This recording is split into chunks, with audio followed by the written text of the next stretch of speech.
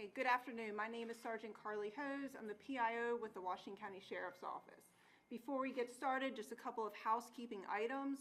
We are on live stream within this room. The sound system will pick up any noises and whatnot, so if we can try to keep the noise in the gallery to a minimum, that's much appreciated.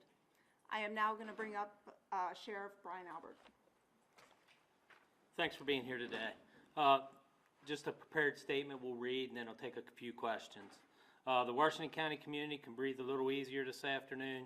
Murder suspect Pedro Argate was located deceased.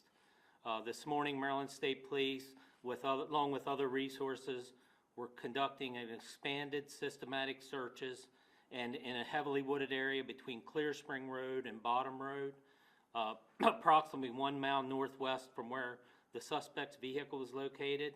Argate was found deceased. His remains will be transported to the officer of the medical examiner in Baltimore for autopsy. Until the autopsy is complete, we will not be able to answer questions surrounding his cause or time of death. I'd like to thank my personnel for their tireless work and dedication during this investigation. Most of us have not slept a good night's sleep since last Thursday. The Sheriff's Office would also like to extend our gratitude to the following agencies and partners with their help during this investigation. There is no way we could have conducted this without their assistance. The Maryland State Police, Natural Resource Police, Maryland Transportation Authority Police, Hagerstown Police Department, Frederick County Sheriff's Office, Frederick County Police, Western Maryland Regional Crime Lab, LexisNexis, Homeland Security Investigations, FBI Behavior Analyst Unit, U.S. Marshals Regional Task Force, and Hagerstown City Police. Thank you to the Washington County community for your support through this tough time for the last week, and we continue to keep the family of Judge Wilkinson in our thoughts during this most difficult time. I'll take a few questions. Yes, sir. What are your feelings about this? You say the community can breathe a little bit easier. You guys have been heart and soul in this. What are you feeling today? Well, it's relief, but it's still a tragedy that we're dealing with. Most of us up here, we just came from Judge Wilkinson's viewing, met with the family. They were very appreciative. You know, it brings a little bit of closure to them, but it's still a tragedy. They lost a husband, a father, and a brother. So, kind of a somber moment for us. Had that area been previously searched, and did you find a weapon with him? We can't comment on the investigation right now, and we hastily searched that area, but we were just going over it systematically today. Brian, can you say definitively that the threat and the anxiety should be over for the larger community at this point? It definitely should be lowered. Obviously we have a funeral tomorrow that we have security set up for, and everybody should feel sleep a little bit better tonight. How did you know right away that this guy was involved? Well, as we mentioned, it's an ongoing investigation. We'll release those details as they come available, but we're pretty sure that obviously we got our guy.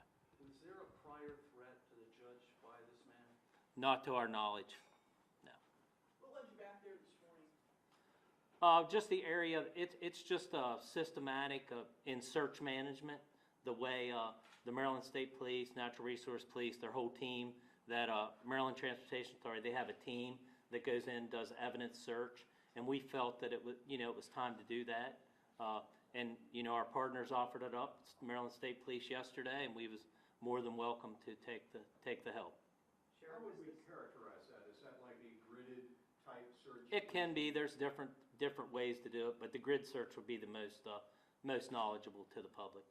And Sheriff, with this threat now being neutralized in a sense, what is the protocol for protecting other judges, in other cases that may be going on, not knowing what any, defendant or person that's in court could do as Mr. Yeah, I'm sure we've taken precautions here in Washington County. Other counties I know have changed some protocol that they're doing.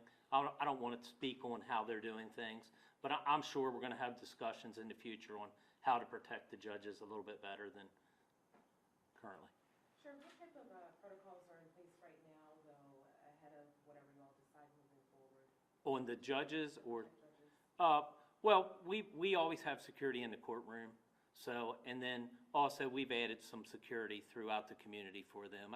I don't really want to go into details how we're doing that, so. And one last question, please. Have you informed the judge's surviving family, and could you characterize their reactions at this time? I think that relieved would be the thing that, explain it as. The family was relieved that, we brought this to a little bit of closure. So. That concludes today's press conference. I want to thank you all for coming out. If we do have additional information that needs to be released, we will do so in the form of a press release. Thank you.